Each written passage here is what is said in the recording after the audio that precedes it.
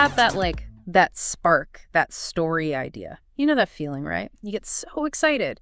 Then you sit down to actually write it, Yeah. and there's like blank page. Nothing. The worst. It's like, how do you even begin to build a whole narrative from nothing? It's overwhelming. Kind of like, I don't know, trying to build a house without a blueprint. Totally. But okay, so that's where, and I'm excited about this one, that's where PlotRocket comes in. It's like, imagine if you had this digital writer's room, right? But instead of just like a whiteboard and sticky notes, which, don't get me wrong, I love a good sticky note. Who does? But this is next level. It's this whole system using cards and visual stuff. But the cool part is it's all based on how stories actually work. So we're doing a deep dive on PlotRocket today. And the thing I'm really finding fascinating is that it's not just giving you tools, it's giving you a framework, like built on actual storytelling principles. Yeah, and that's huge. Huge. So no more staring at that blinking cursor wondering what now. PlotRocket, it seems like at least, really breaks things down in a way that just feels less intimidating, you know? Way more manageable, and I think a big part of that is PlotRocket doesn't just like throw around terms. Like, you know how everyone says beat, plotline, arc, but what do they even mean? Right, exactly. PlotRocket actually defines all of that, right, within its system. And honestly, anyone who's ever tried to co-write anything. Oh, tell me about it. Or even just like make sense of your own notes later, you know how important that is. Oh, 100%. Yeah. In fact, speaking of definitions, I will say even I had to pause at a couple things. And I kind of pride myself on knowing story structure. Okay. Like what? Well, Precinct, for example. I'm picturing like gritty cop shows, you know? Right. But I have a feeling PlotRocket's not talking about that. You're right to be suspicious. Yeah, forget detectives.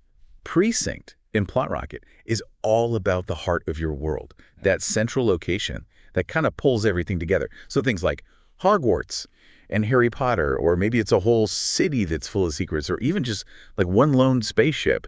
It's about making that setting feel real. You know? Okay, that makes way more sense. And then there was another one, lore, which always makes me think big fantasy novels. Which it totally applies there, but PlotRocket's using it for any kind of backstory, basically. Anything that just adds more depth to the world you're building. Like, you know that feeling when you finish Lord of the Rings and you just want to know more about Middle-earth? Or Star Wars with all the Jedi history and stuff. Exactly. So that's lore.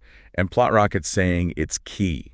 Whether it's, like you said, ancient prophecies, or it's family secrets, or even just like the weird little cultural things in a futuristic world, it all matters. So basically what I'm hearing is PlotRocket lays out this like hierarchy, this framework to make the whole thing less scary. It's everything from the big picture, the series level, all the way down to a tiny little beat inside one scene. It's like, I don't know, zooming in and out on a map or something. Yeah, exactly. You got it. And being that granular is how you actually build it step by step. You see how each little piece connects to the big story, right? Right. Which brings us to this whole other section, the workflow elements part, where PlotRocket's like, okay, you've got the pieces, now how do we build this thing?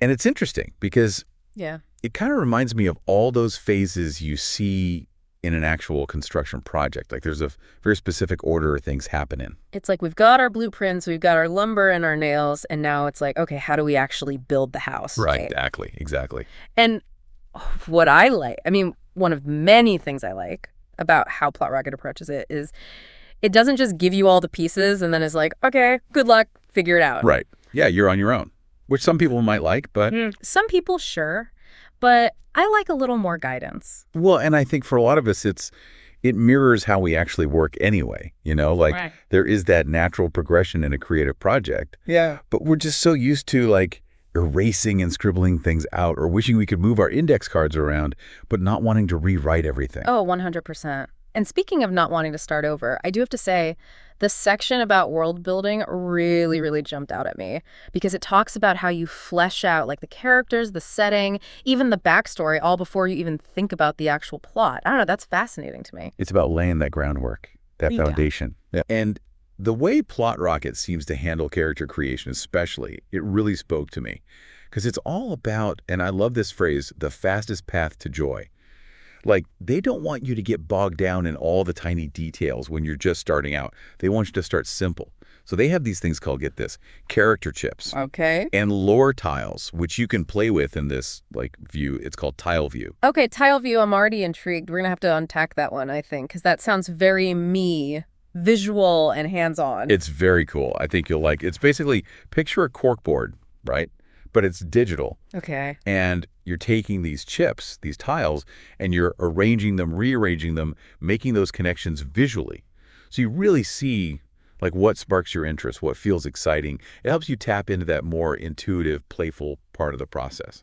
See, now that is an aha moment right there, because I don't know about you, but I have wasted hours of my life trying to wrangle character backstories into a spreadsheet. Oh, yeah. And it never feels good, never feels right. So that sounds amazing, actually. Yeah. But okay, hold on, I'm getting ahead of myself. Let's say we've got our world, we've played with our little chips, we've got a good feeling about it. Now we've got to actually figure out the plot, right? Right. So how does PlotRocket deal with that? Because especially when you think about like TV shows or even just novels that have multiple points of view, you've got your A story, your B story, your C story. How do you weave it all together so it doesn't feel like a mess? Well, that's where these other two elements come in. Story breaking, and then something called plot line blending, which I love that phrase. It really captures it, because that's what it's all about.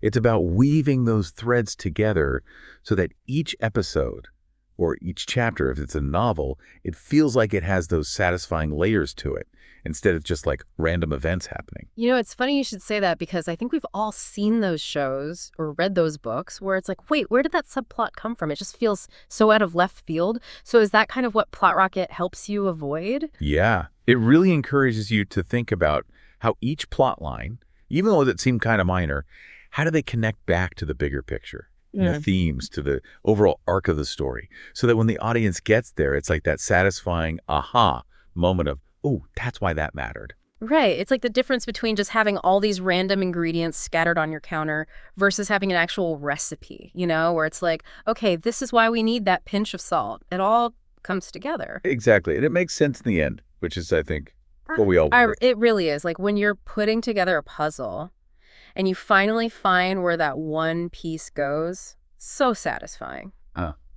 And speaking of things clicking into place, I did want to circle back to something because it really resonated with me.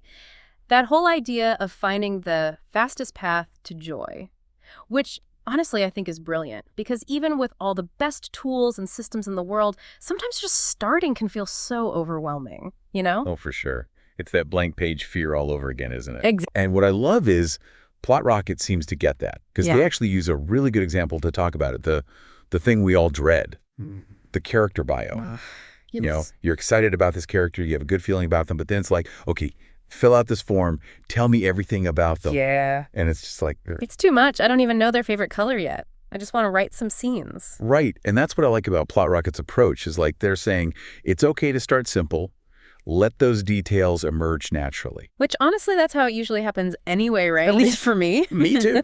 You don't have to have every little thing figured out on day one. So is that where tile view comes in? Sure. Because we talked about it earlier with the whole character chips thing, and I have to admit, I'm still a little fuzzy on how that actually works in practice. Yeah, so tile view, it's all about giving you a more visual, more hands-on way to organize all those thoughts and ideas. Like we were saying with the character chips, the lore tiles, it's like having this big old cork board, but it's all digital. Okay. So you're moving things around, you're making connections, you're experimenting, but you don't have the limitations of actual pen and paper, which I know, for me at least, can be really freeing.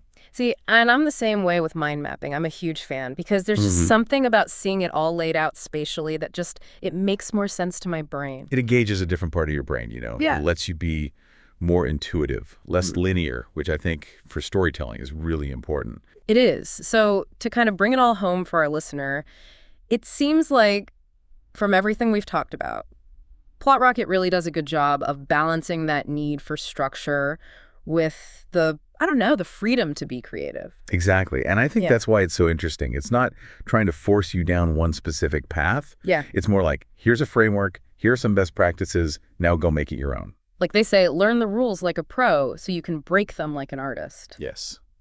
I love that. And it seems like PlotRocket gives you the tools to do exactly that. So for our listeners out there, if you're feeling inspired, if you're ready to start building your own worlds, here's something to think about. What's one element? Maybe it's a character, maybe it's a setting, or even just like a juicy piece of lore. What's one thing you could explore using this tile view? I think that's a great place to start. See where that fastest path to joy takes you, right? Absolutely. And with that, I think we'll wrap up this deep dive on PlotRocket, which I have to say I'm feeling very intrigued by. So to our listeners, as always, thank you so much for joining us, and we will catch you next time for another deep dive.